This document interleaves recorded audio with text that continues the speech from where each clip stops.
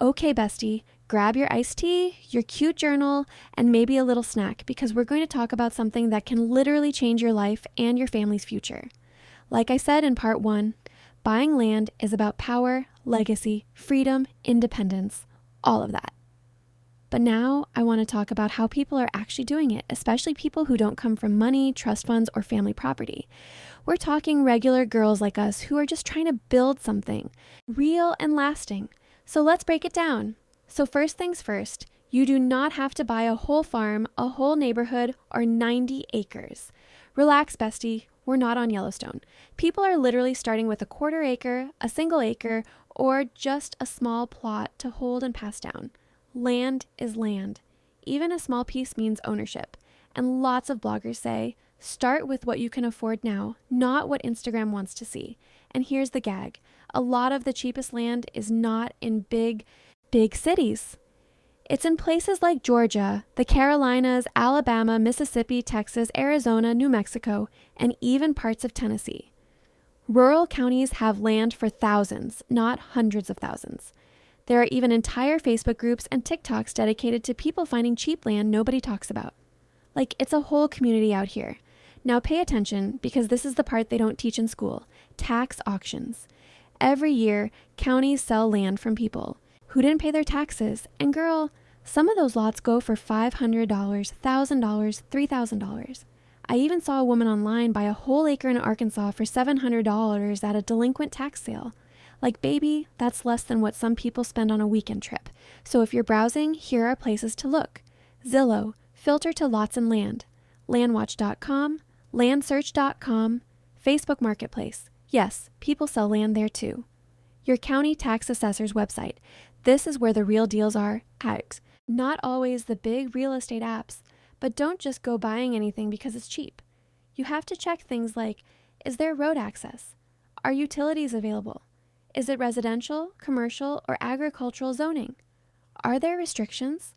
This is where a lot of people mess up, and that's why watching YouTube walkthroughs and reading blogs is clutch. There are entire channels teaching this step by step, and bestie, even if it's just 1 acre in the middle of nowhere, that's still yours. That means your family has something no one can take away.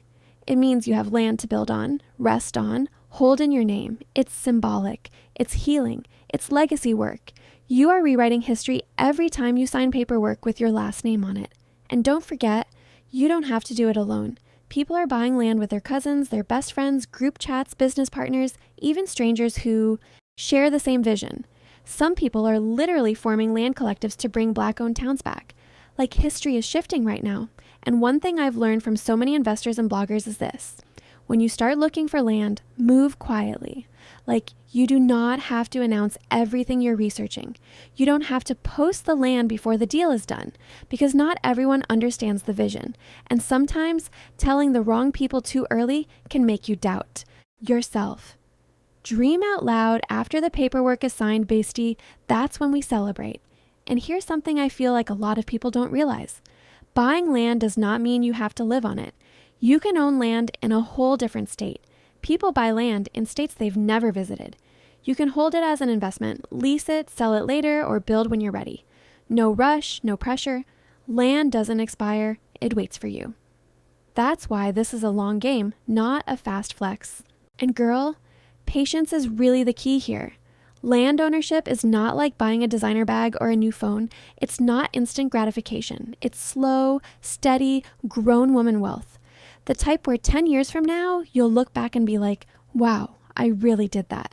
So don't compare your timeline to anyone else. Your journey is building something future you is going to thank you for.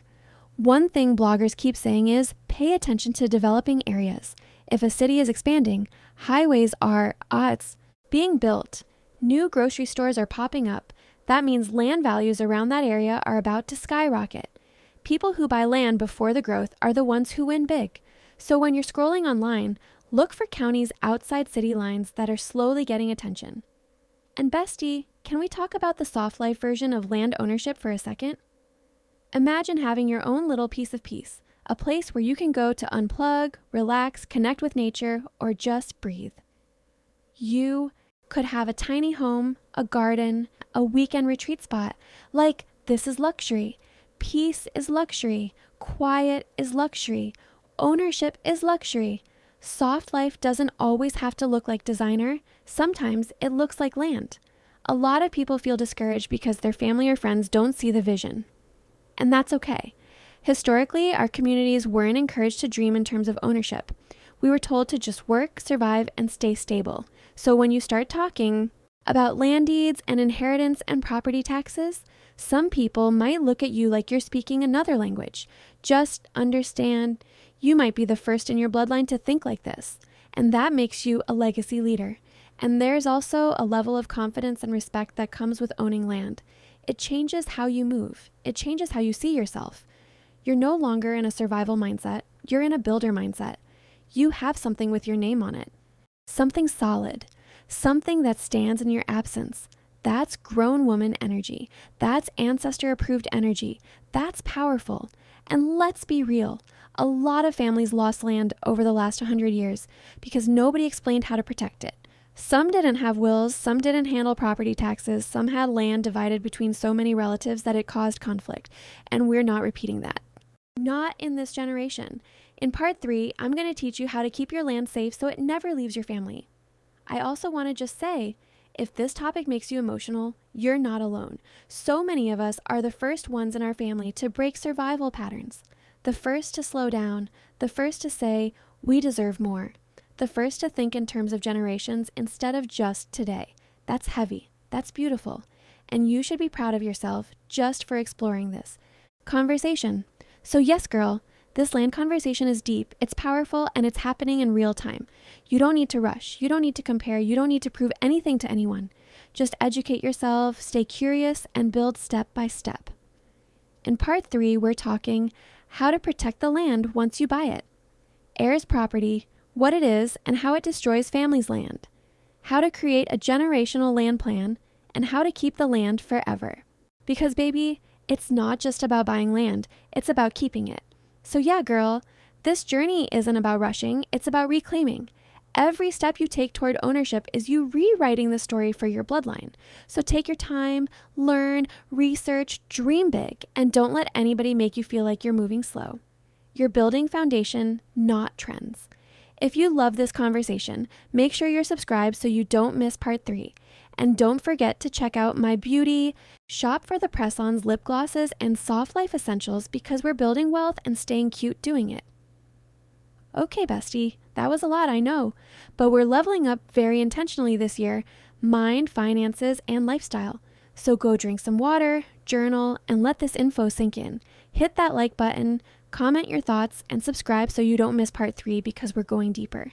And go visit my beauty shop for your self-care goodies. Soft life is a lifestyle, not a trend. Before I go, I just want to say this. You are allowed to build something your family has never seen before. You're allowed to be the first. You're allowed to be the one who breaks patterns and creates legacy. Save this video, share it with someone you love, and meet me in part 3 when we talk about protecting the land once you get it. And while you're here, check the link in my description for my beauty shop because legacy and looking good go hand in hand. All right, bestie, that wraps up part 2. I hope this helped you see that owning land is not out of reach. It just takes intention and information, and you already have both now. Make sure you're subscribed so you don't miss part 3. Drop a comment if you learned something new, and click the link in the description to shop my beauty business because we're glowing on the outside and building wealth on the inside. Period.